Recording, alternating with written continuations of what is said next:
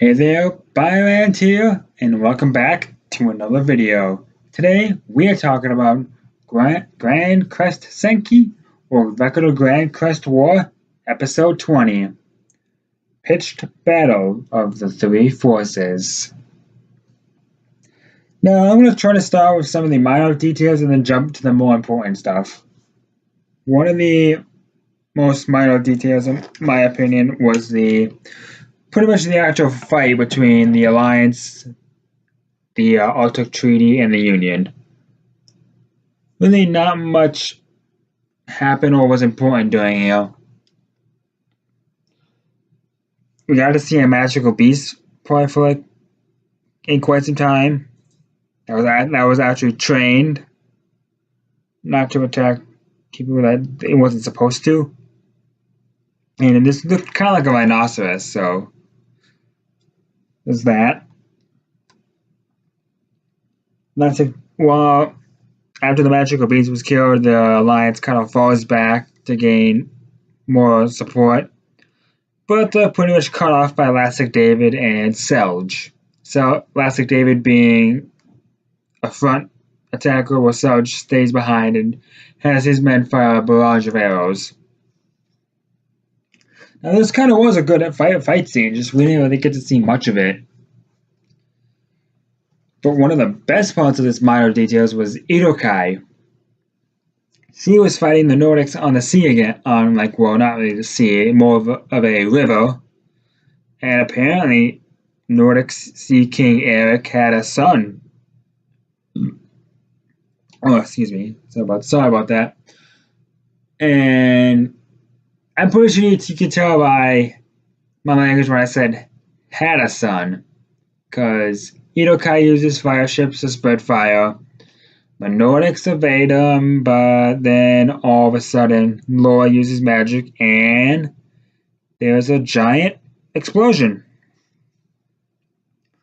And this pretty much confirms that the Nordics have been defeated.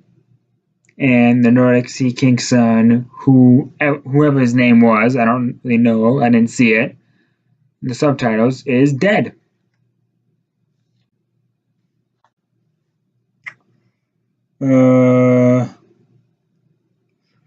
Alexis arrives, and that's when the Alliance decides to flee.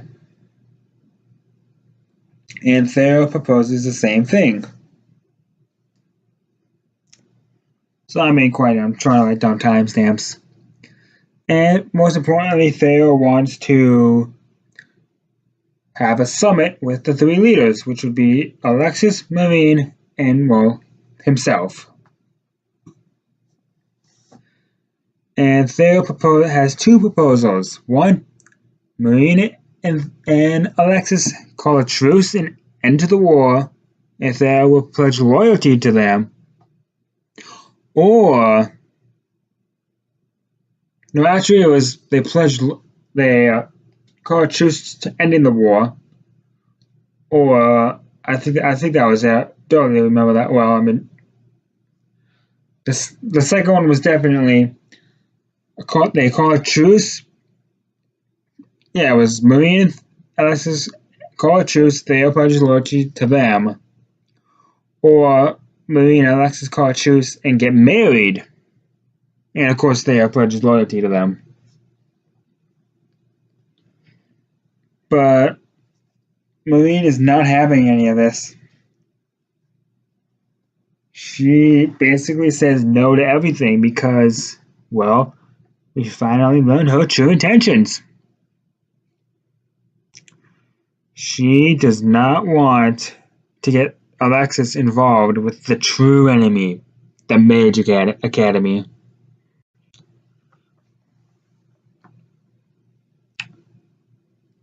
She basically says she wants the true enemy to be focused on her and her alone, so the continent knows who the real enemy is. Theo, pretty enraged by this, gives one of the best quotes, in my opinion, from this anime.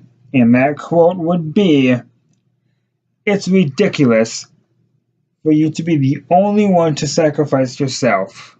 Basically saying that there are others who are willing to fight alongside of you, so let them.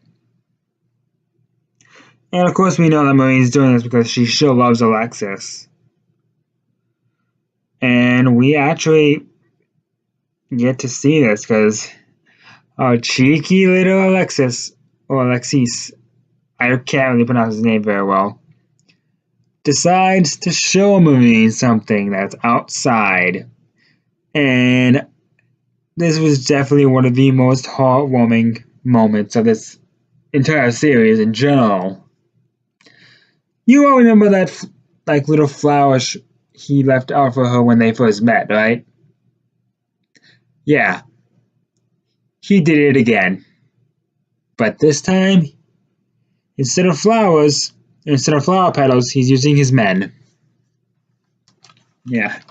And what I went through to try to get this picture, or at least this screenshot, was annoyingly hilarious. I would pause, unpause. Oop, went too far. It was just that constantly. It was hilarious. But I was able to get a good image, and I'm really proud of it. And with this image, and with this in the background, Marine is just astounded by what Alexis is willing to go through just for her. And that, because just the love Alexis has for Marine is amazing. Like, I can barely name. I don't know of any anime where one guy was willing to go through so much for one girl. Well, I guess I could think of one, but that's really about it. One. I just don't know what to say.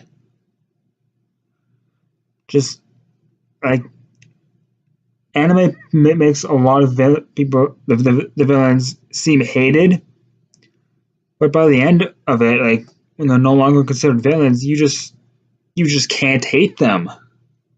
Like you want them to be happy. Like I can name about 2 villains from anime that you will always hate. That's about it. And I've probably seen about 40 different anime. 40 or 50-ish, right around there. Maybe more, maybe 60. That's pushing it. And I can really only name 2 anime where the villain, where you always hate the villain. But I digress. Like Alexis eventually proposes to Marine, and Marine's at first like no because I lost my virtue to Milza, and that's a bit more appropriate of saying what happened between them when Milza pledged loyalty to her. Lost. There was a few people that stopped watching because of that, and I hope they're regretting it because this was just an amazing episode. Because Alexis is like, okay, did you love Milza? And he's like, no. Okay, I don't give 2 flying. I don't care then. Like, just what? I don't know what to say. You basically she slept with the guy, his somebody who betrayed him, and he doesn't care. It just shows you how much Alexis loves Marine. I just don't know what to say. Eventually, Marine does agree to this because she finds out that Theo and Silica are engaged as well. This really doesn't faze her father at all, which makes me think, is he the next villain? I don't know what to say. Like, okay, like either he's actually happy for her and he just is just too ashamed or proud of himself to show it, or he doesn't care at all. Eventually, the biggest surprise comes out. So I'm laughing. I just hope I can get through this. with Marine and Theo now, no, Marine and Alexis now engaged, they decide to pledge loyalty to Theo. Yeah, like kind of like because Marine kind of did some horrible stuff, and it says basically, because her grandfather always said that the one to change the country will be one needs to destroy it first, and that's what Theo's willing to do. But that's what it takes to change the country is to destroy it and then change it. This shows just how much Theo wants the world to be better and how much trustworthy Marine can be. Well, no, that's not the one I'm looking for. Just it just shows more Marine's character, like when she's actually happy. Like this is the first time we've actually seen a like her be truly happy. I just don't know what to say, but if you're new to the channel, click the subscribe button and turn on notifications. Also, if you're enjoying the video, hit that like button. Sorry, I just had to say that now. I just kind of led up to it, so. But I digress. Back to Theo.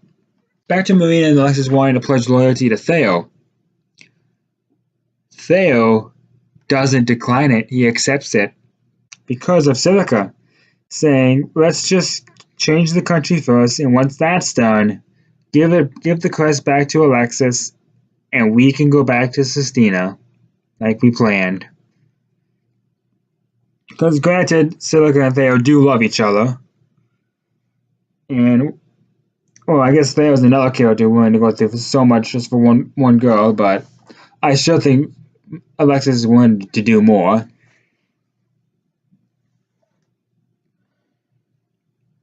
Next time, the next episode is called Purge, and Dimitri King. Oh, sorry about that. Excuse me. Dimitri, the Vampire King, will make his move. That is all I'm going to say. I have to give this video 6 out of 5 stars. It was that good. As a final note, how about you let me know what your favorite quote was in this episode? Actually, not in this episode, in this anime entirely. Let me know down in the comment section. I would love to know. Byron is logging off. Later.